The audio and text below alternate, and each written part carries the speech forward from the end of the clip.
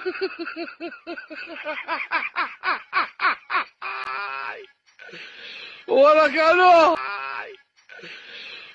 কেন হ্যালো।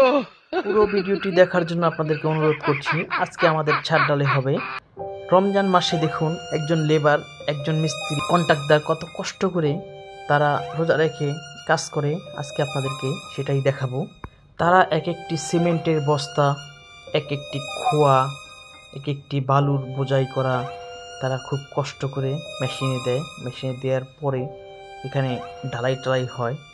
হওয়ার পরে তারা মালগুলোকে মিক্সচার করে। মিক্সচার করার পরে এখানে লাল বালু দেওয়া হয়। লাল বালু দেওয়ার পরে ওখানে কিছু পানি দেওয়া হয়। পানি দেওয়ার পরে মিক্সচার করা হয়। মিক্সচার করার পরে যখন মালগুলো নামানো হয় তখন ঠিক এভাবেই ভরা হয়। এভাবে ভরে একজনের মাথায় তুলে দেওয়া হয়। তারপরে তারা নিয়ে যায়। তো আমিও তাদের সাথে একটু কষ্টটা ভাগাভাগি করার জন্য আমিও ভরার চেষ্টা করলাম।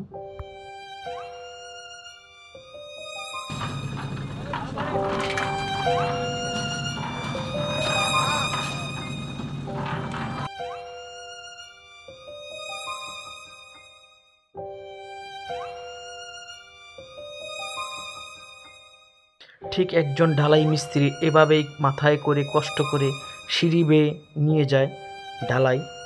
এই ঢালাইগুলো উঠতে তাদের অনেক কষ্ট হয়। কষ্ট হলেও কিছু করার নেই, পেটের তাগিদে তাদের কষ্ট করাই লাগবে।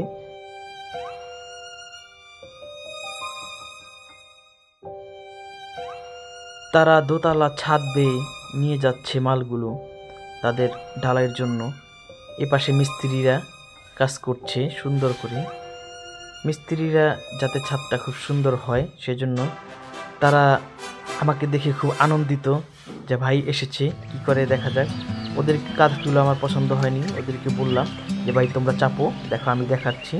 ঠিক এইভাবে বাইরি করে টাইরি করে এইভাবে বাড়ি দিয়ে তারপরে হাতে কনি নিয়ে সামনের দিকে দেখিয়ে দিচ্ছি যে এই যে দেখো ফিনিশিংটা কি, এভাবে কাজ করা লাগে।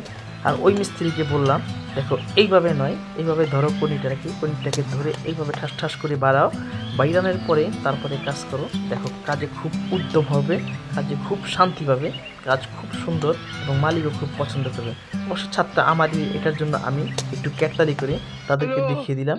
তো মিস্ত্রিটা তো খুব খুশি, এই জন্য আমাকে ধরে বললো যে ভাই আপনার সাথে আমি কোলাকুলি না করলে হবে না, এইরকম মালিক আমি কখনো পাইনি। তার সাথে খুব কোলাকুলি করলাম, সেও খুব খুশি, আমিও খুব খুশি। তাকে বললাম চলো আসো আমরা দুজনে বলি হ্যাঁ এটাই বাস্তব, আই এম কন্ট্রাক্টর।